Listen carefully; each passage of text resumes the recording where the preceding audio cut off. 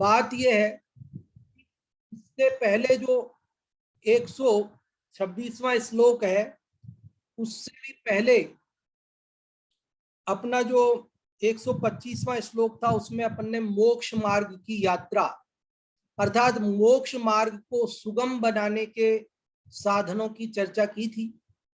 और कल जो 126वां प्रारंभ हुआ है, वहां से ये चर्चा प्रारंभ हुई कि मोक्ष मार्ग के विघ्न करने वाले साधन कौन से हैं। 125 में मोक्ष मार्ग को अनुकूल बनाने वाले साधनों की चर्चा थी, साधक साधनों की चर्चा थी, और 126 से मोक्ष मार्ग में उपद्रव करने वाले, विघ्न पैदा करने वाले, डिस्टर्ब करने वाले साधनों की चर्चा है।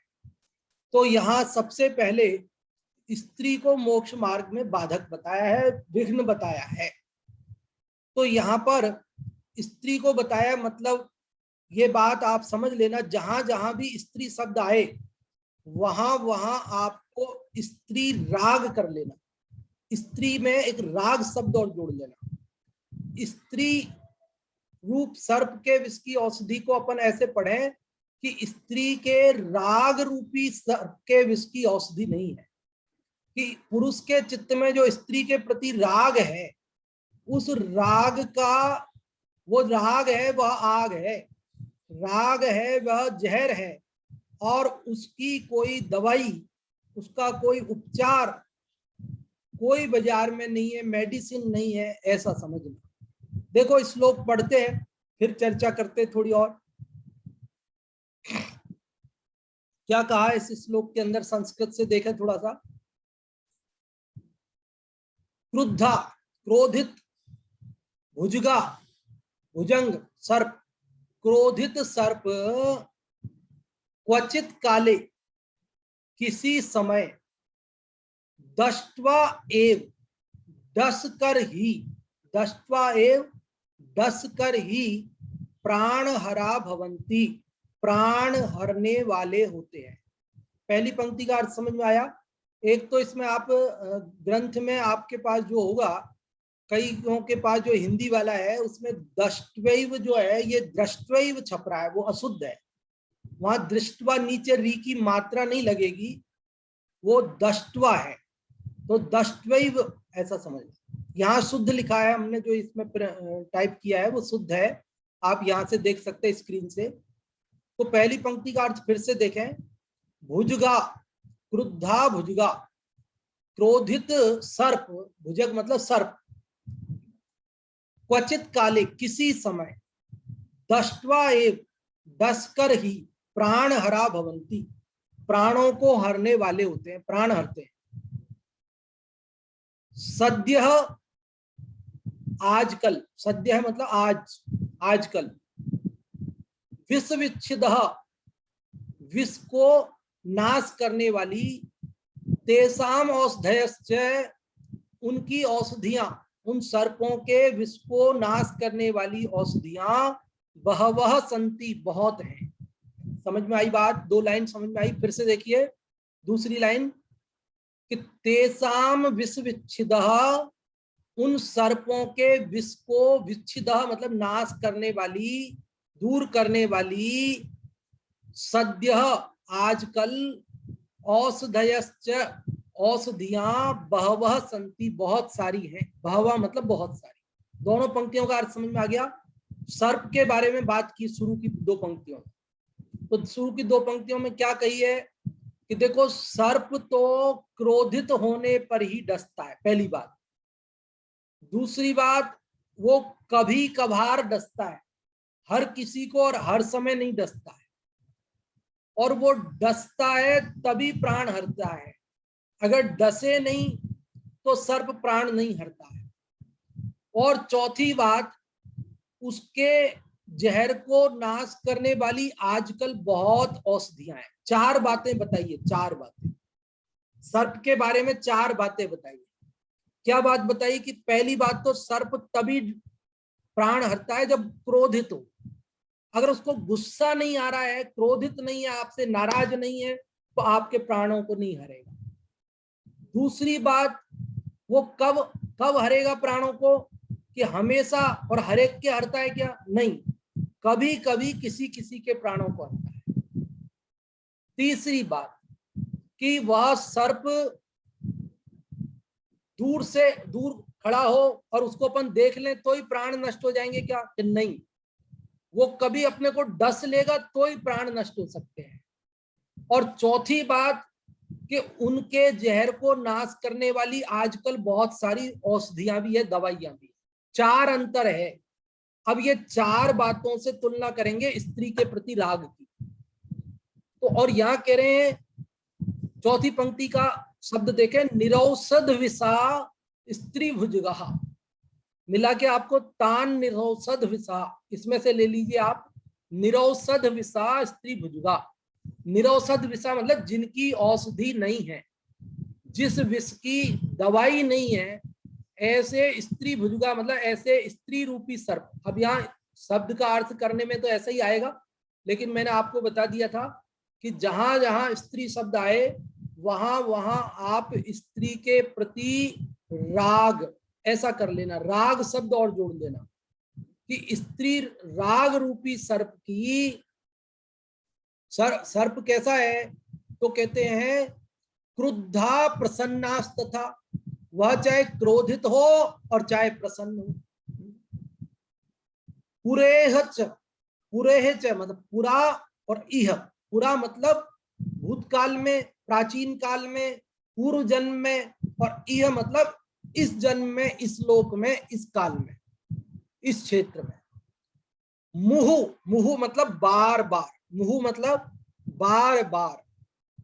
योगींद्रान अपि, योगींद्रान अपि मतलब योगियों को भी, साधुओं को भी, वैरागियों को भी। दृष्टाश्च दृष्ट्वा अपि च, दृष्टाश्च मतलब देखे जाने पर, दृष्ट्वा अपि च देखने पर, दोनों में अंतर है। दृष्टाश्च मतलब देखे जाने पर, मतलब उनको देख ले वे स्त्री, और दृष्ट्वा अपि अथवा स्त्री उन्हें नहीं देखे लेकिन वो स्त्री को देख ले तो भी, दोनों ही स्थितियों में हन्यु, हन्यु मतलब हनन कर देती है, मार देती है, घात कर देती है। एक बार फिर से देखें, शुरू की 2 पंक्तियां तो समझ में आ गई होंगी आपको। अब बाद वाली 2 पंक्तियां बताता हूं वापस से। निरौषध विषा स्त्री भुजगा, जिनके विष की औषधि नहीं है, दवाई नहीं है, ऐसे स्त्री रूपी सर्प क्रोधित हो या प्रसन्न हो, पूर्व काल में भी और वर्तमान में भी मुहु बारंबार योगींद्रान अपि, योगी राजों को भी, साधुओं को भी, देखे जाने पर भी और देख कर भी, मतलब चाहे स्त्री साधु को देखे या साधु स्त्री को देखे, दोनों ही स्थितियों में हन्यु घातक होती हैं, हनन करने वाली होती है, मारक होती हैं। यह बात आप समझ गए होंगे। एक बार फिर से मैं आपको संक्षेप में बताता हूं, फिर आप लोगों को पूछता हूं। देखिए दरअसल बात क्या है, मैं बताऊं आपको कि जगत में दुनिया सबसे ज्यादा डरती है तो सर्प से डरती है। क्यों डरती है? कि ये सर्प है, ये सांप काट लेगा तो मर जाएंगे, ये प्राणों को हरता है, इसलिए सब लोग सर्प से बच के रहते, दूर रहते, डरते हैं उससे। लेकिन स्त्रियों से राग, 5 इंद्रिय विषयों से राग सारा जगत करता है और उसे अपना अहितकारी नहीं जान पाता है कि उससे भी मेरे आत्मा का अहित होता है। तो यहां पर आचार्य गुणभद्र देव इस जीव के स्त्री के प्रति राग को तोड़वाने के लिए, छुड़ाने के लिए, उसे राग से छुड़ाने के लिए स्त्रियों को सर्प से तुलना करते हुए कह रहे हैं कि देखो स्त्रियां तो सर्प से भी खतरनाक हैं। आप सर्प से डरते हो ना, दूर रहते हो ना, तो आप स्त्रियों के प्रति राग करने से भी बचो, क्योंकि सर्प जितना घातक है स्त्री के प्रति का राग उससे भी अधिक घातक है। और तुलना करते हुए वे 4 बिंदुओं में तुलना करते हैं।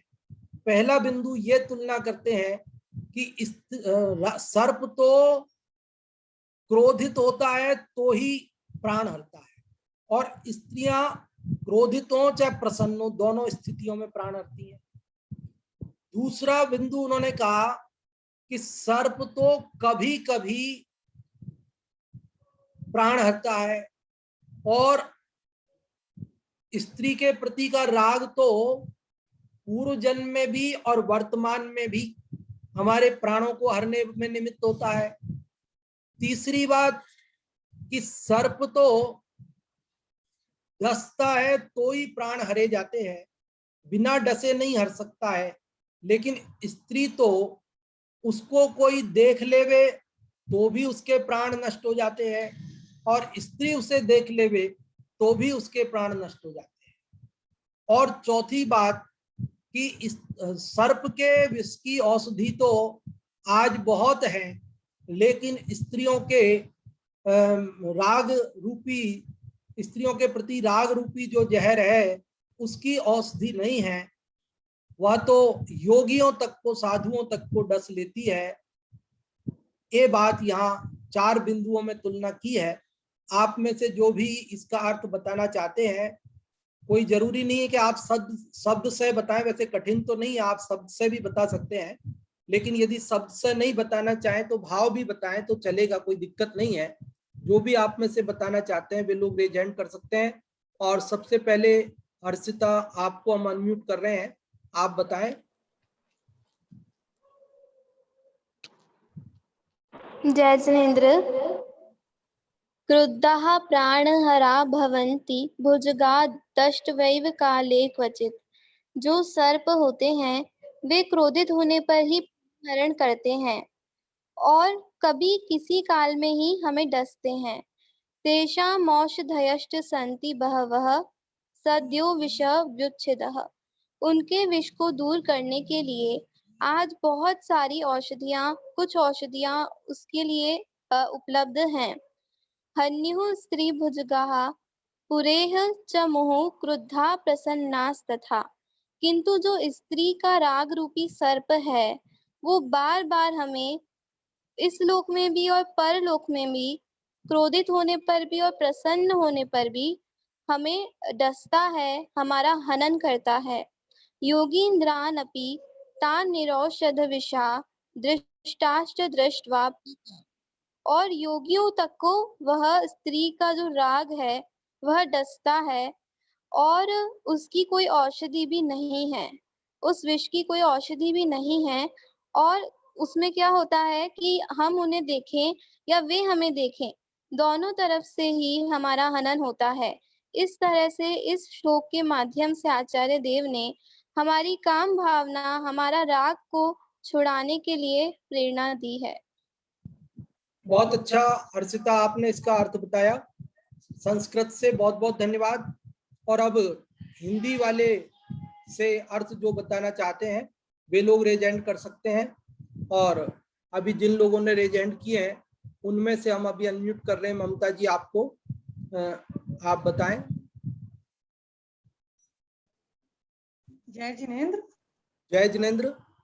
इस श्लोक में स्त्री रूपी, स्त्री से राग जो होता है उसके बारे में, उसको सर्प के विष की तुलना की गई है उसके राग की, तो उसके बारे में बताया गया है। तो इसमें बताया क्रोधित होने पर ही डसकर प्राण हरे ये सर्प कभी, कि जो सर्प है या सांप है वो तो क्रोधित होने पर यानी गुस्सा आने पर या उसको छेड़ देते हैं या उस पर पैर रख देते हैं तो ही वो डसता है और डस करके प्राण हरता है।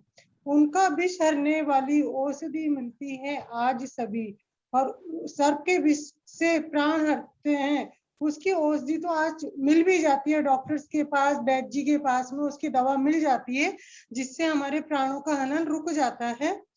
लेकिन नारी सर्प सदा डसता है, वो प्रसन्न या क्रोधित भी। लेकिन जो नारी रूपी राग है या नारियों से जो राग है भद्र पुरुषों का, सभ्य पुरुषों का, वो सर्प सदा डसता है। जैसे वो जो राग है वो हमेशा डसता रहता है, प्रसन्न हो तो भी वो डसती हैं और क्रोधित होती है तो भी वो उनके संयम का खंडन करती हैं। योगी उसको देखे या वह देखे इस भव या पर भव भी, यानी योगी या तो स्त्रियों को देखे या स्त्रियां योगियों को देख ले तो उनका ये भव और पर भव दोनों ही खराब हो जाते हैं। अतः इस चीज से छुड़ाने की प्रेरणा दी गई है। हाँ जी, बहुत अच्छा आपने बताया, बहुत बहुत धन्यवाद ममता जी आपके लिए। और अब इसका पाठ करने के लिए आप लोगों को आमंत्रित करते हैं, जो भी संस्कृत या हिंदी वाले का पाठ करना चाहते हैं। और नैना जी बखारिया, आपको अनम्यूट किया है, आप पाठ करें जो भी संस्कृत हिंदी का करना चाहें। जय जिनेन्द्र। जय जिनेन्द्र। क्रुद्धाः प्राणहरा भवन्ति भुजगा दष्ट्वेव काले क्वचित् तेषामोषधयश्च सन्ति बहवः सद्यो विषव्युच्छिद हन्युः स्त्रीभुजगा पुरेह च मुहुः क्रुद्धा प्रसन्नास्तथा योगीन्द्रानपिता निरोषद विषा द्रष्टाश्च दृष्ट्वापि च। बहुत अच्छा नैना जी, आपने बहुत अच्छे से संस्कृत का पढ़ा, बहुत बहुत धन्यवाद।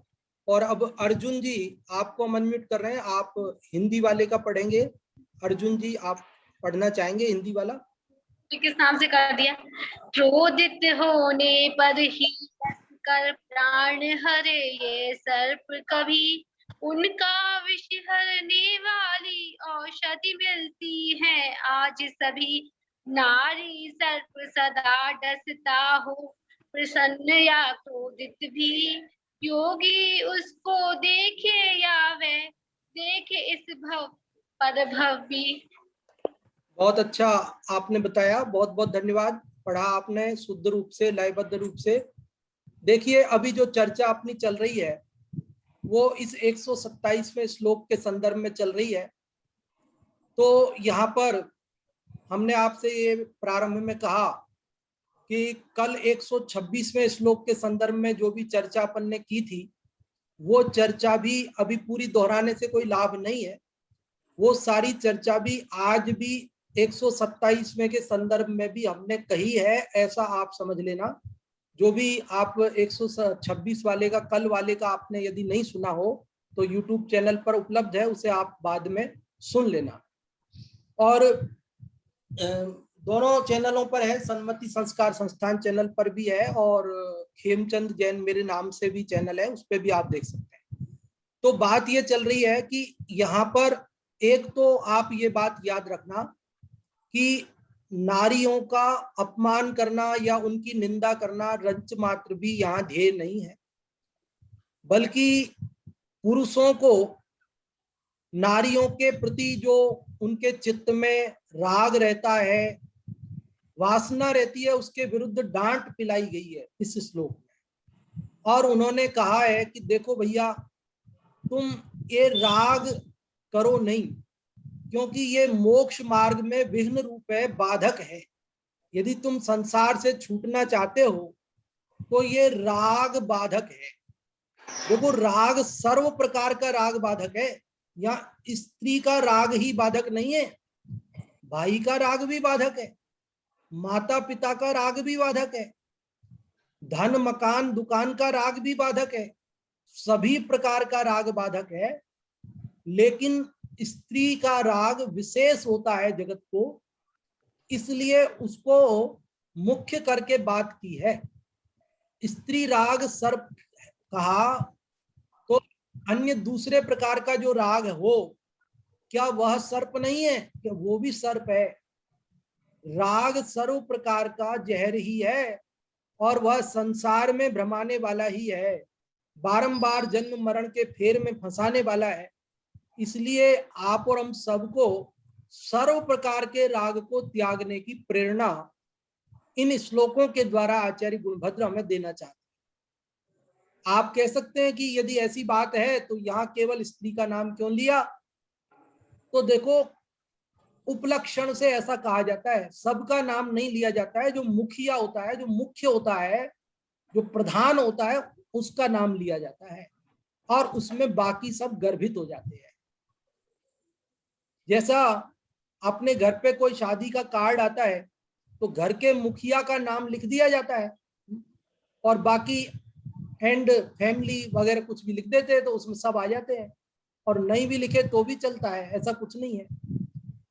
माता के साथ बच्चे शामिल हैं, पति के साथ पत्नी बच्चे शामिल होते हैं, पत्नी के साथ भी उसका परिवार शामिल होता है। ये सारा जगत का ऐसा ही रिवाज है। उपलक्षण से वो सब उसमें गर्भित हो जाती है, सारी चीजों के नाम नहीं लिए जाते। जैसे ऐसा होता है ना, किसी को हम कहते हैं मिठाई खिलाओ, तो वो अपने को बुलाए घर पे और अपन वहां पर जाए, चलो भाई आज तो भोजन वहां करना है, और वो अपनी थाली में केवल और केवल मिठाई परोसे, ना सब्जी, ना दाल, ना रोटी, ना चावल, ना नमकीन, पानी भी नहीं, कुछ नहीं, बस केवल मिठाई मिठाई मिठाई। तो हम क्या बोलेंगे, अरे भैया ये केवल मिठाई, अकेली मिठाई मिठाई कैसे खाई जाएगी? तो वो कहेगा कि आपने ही तो कहा था कि मिठाई खिलाओ, तो हमने आपके लिए मिठाई बनाई है, आपको मिठाई खिला रहे हैं, खाइए आप। कि भैया हमने कहा तो यही था मिठाई खिलाओ, लेकिन मिठाई खिलाओ का मतलब ये नहीं होता कि तुम केवल मिठाई खिलाओ, मिठाई के साथ नमकीन भी खिलाओ, रोटी सब्जी भी खिलाओ, अचार पापड़ जो भी शुद्ध तरीके से बने हुए हैं घर के वो खिलाओ, पानी भी पिलाओ, सब उसमें गर्भित है। कि ये सब कहा तो नहीं, कि कहने की जरूरत नहीं है, मिठाई में सब शामिल है। जैसे हम पूछते हैं ना, रोटी खा ली क्या? तो वो कहता है हाँ खा ली। तो क्या सिर्फ रोटी खाई है, सब्जी नहीं खाई? सब्जी भी खाई है। तो आपने पूछा तो नहीं रोटी सब्जी खाई क्या, आपने केवल पूछा रोटी खाई क्या, और उसने भी ये नहीं बोला कि हाँ रोटी सब्जी खाई, केवल यही बोला रोटी खा ली, हाँ हाँ खा ली। जबकि उसने रोटी भी खाई, सब्जी भी खाई, दाल भी खाई, चावल भी खाए, सब खाया, खीर भी खाई, हलवा भी खाया, नमकीन भी खाई, पापड़ भी खाया, सब खाए, और बोलता क्या है, रोटी खा ली। तो एक शब्द में सब गर्भित है। तो उसी प्रकार यहाँ पर स्त्री के प्रति के राग में सर्व संसार का राग शामिल है, क्योंकि स्त्री के माध्यम से ही पूरे परिवार की वृद्धि होती है, स्त्री के माध्यम से ही जगत के समस्त रिश्तों की शुरुआत होती है। एक स्त्री से विवाह किया पुरुष ने, तो उसने एक से राग नहीं किया, एक से संबंध नहीं जोड़ा, बल्कि अनेक लोगों से संबंध जोड़ लिया। बोलो, एक लड़के की एक लड़की से शादी होते ही अब उसके ससुर साहब भी हो गए, उसकी सासू जी भी हो गई, नाना प्रकार के रिश्ते बन गए ना। तो क्या उनके साथ भी फेरे लिए क्या उसने? कि फेरे तो केवल एक लड़की के साथ ही लिए, लेकिन उसके साथ साथ दुनिया भर के रिश्ते, मामा ससुर, फूफा ससुर, ये साले साहब, न जाने कितने सारे रिश्ते जुड़ गए कि नहीं जुड़ गए। तो ये स्त्री के प्रति एक बार राग करता है जीव, तो इसके राग का बहुत विस्तार होता है। स्त्री के साथ फिर बच्चे, परिवार बढ़ता जाता है, तो ये बच्चे, फिर बच्चों के बच्चे, तो ऐसा ये राग का मूल है। इसलिए यहाँ पर स्त्री को मुख्य करके बात करते हैं, लेकिन सर्व जगत का राग ये मोक्ष मार्ग में बाधक है। और राग ही नहीं, द्वेष भी बाधक है। यदि हम किसी से राग न करें लेकिन द्वेष करें, तो वह भी मुक्ति मार्ग में बाधक है। जब तक द्वेष रहेगा तब भी मुक्ति संभव नहीं है। इसलिए यहाँ पर मुख्य रूप से स्त्रियों से राग करने की बात छुड़ाई गई है, क्योंकि जगत अन्य सब प्रकार का राग छोड़कर भी स्त्री के प्रति के राग को आसानी से नहीं छोड़ पाता। बड़े बड़े तपस्वी स्त्रियों के राग के कारण भ्रष्ट होते हुए पुराणों में उल्लेख मिलता है, रुद्रों का उल्लेख मिलता है, विश्वामित्र का उल्लेख मिलता है, माघनंदी नाम के जैन मुनिराज का उल्लेख मिलता है कि जो स्त्री के राग के कारण से भ्रष्ट हो गए थे।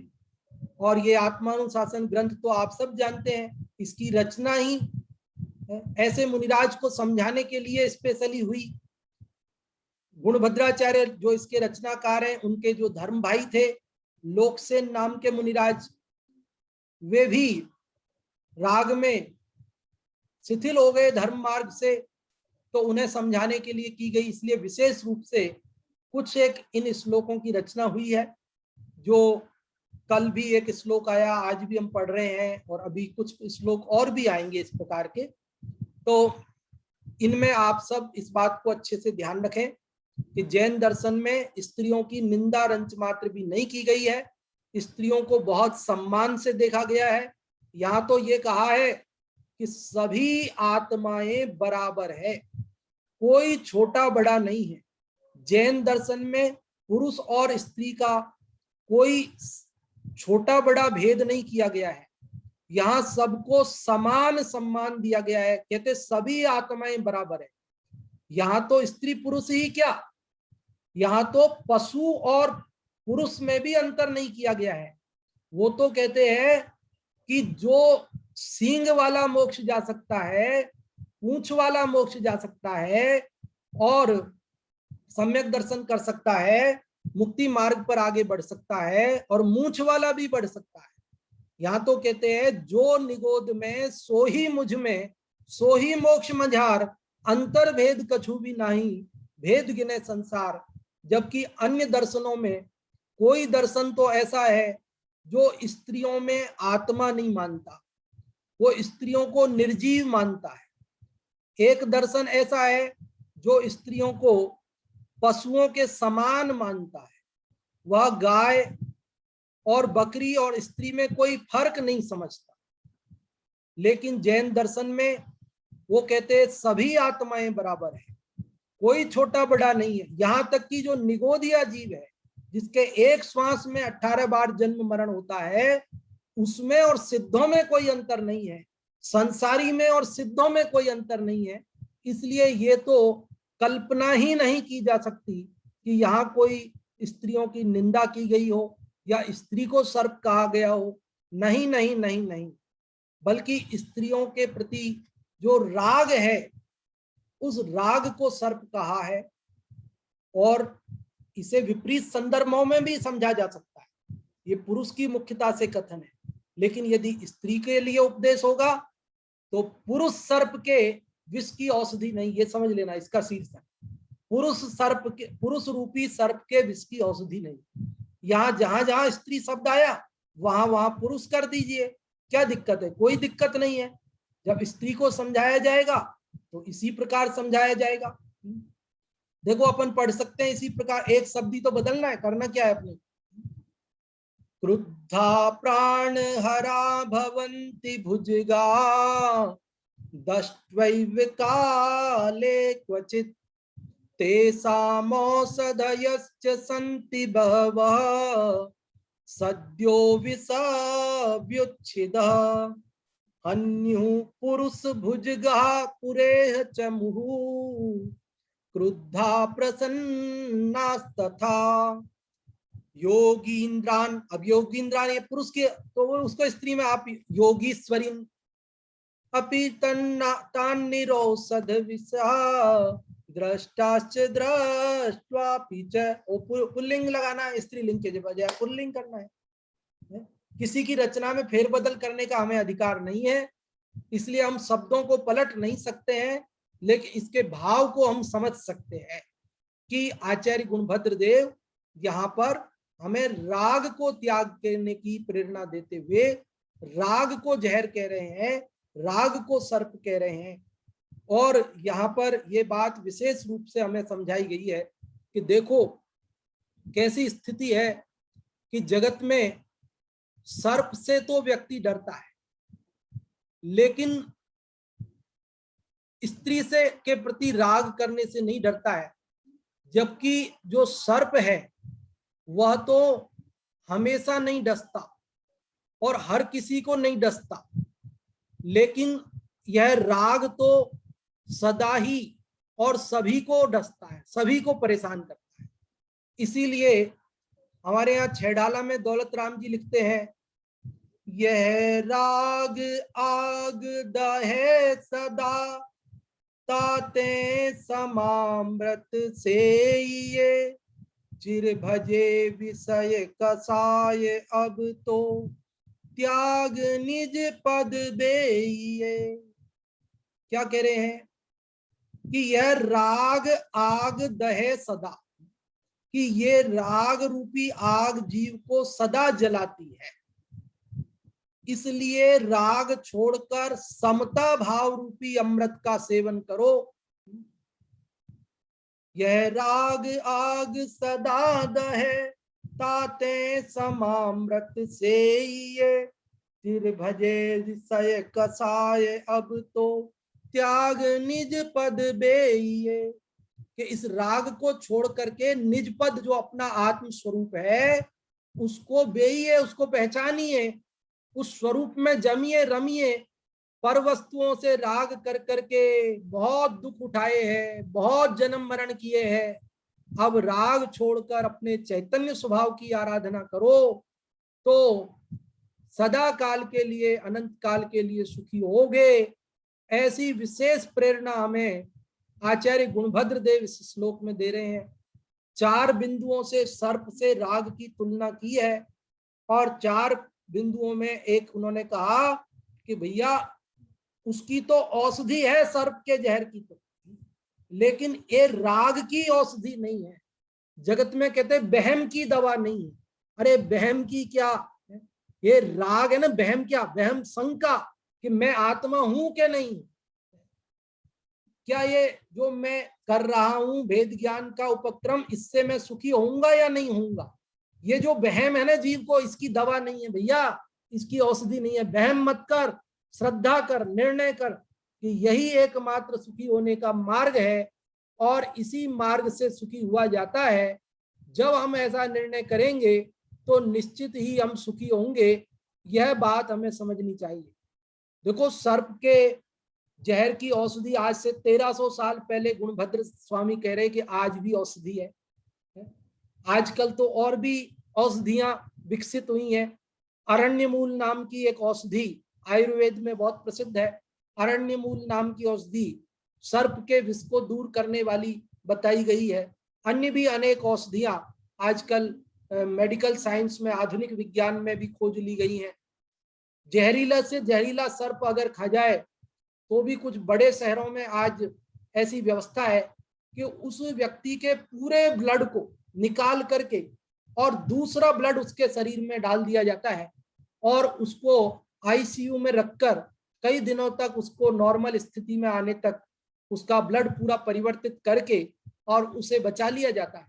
तो यहाँ कह रहे भैया सर्प की से तुम डरते हो, वो तो ठीक है, डरना चाहिए, वो कोई मना नहीं कर रहे कि आप मत डरो, लेकिन वो डस लेगा तो एक बार मरोगे, लेकिन ये राग करके अनंत जन्म मरण करोगे भैया, इसलिए राग से बचो। ये प्रेरणा यहाँ दी जा रही है। अभी केवल 3 मिनट अपने पास बचे हैं। आप लोगों में से यदि कोई बताना चाहते हो तो हम आपको आमंत्रित करते हैं और जो भी आप बताना चाहें बता सकते हैं।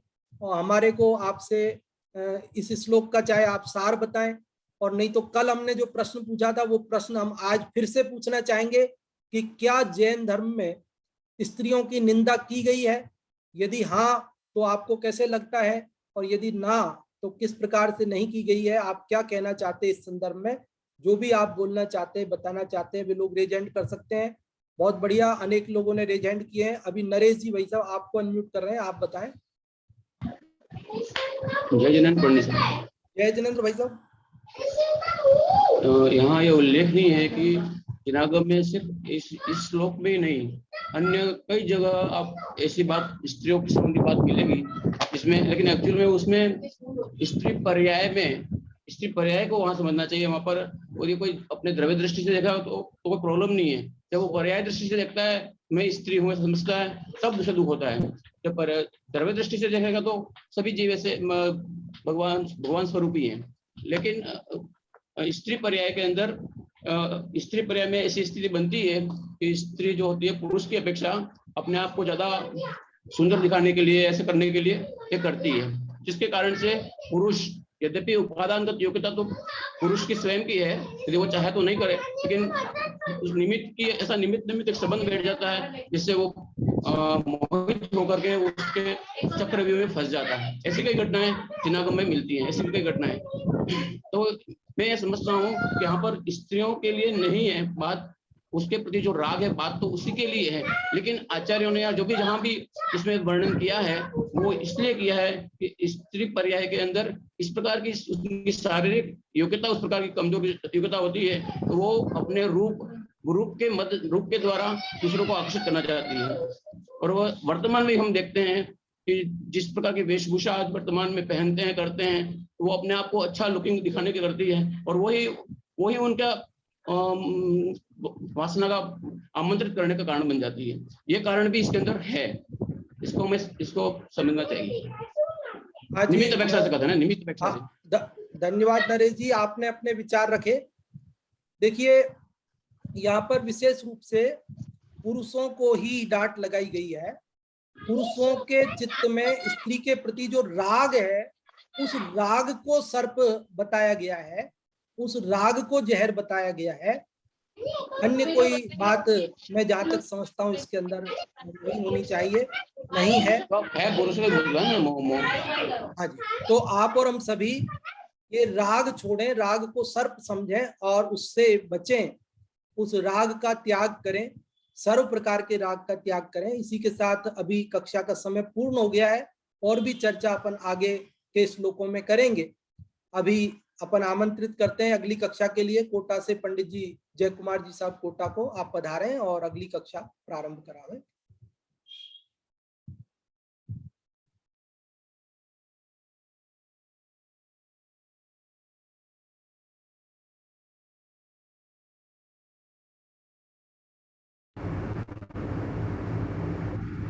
और अभी यहाँ अपन नाटक समय सार जी की कक्षा प्रारंभ कर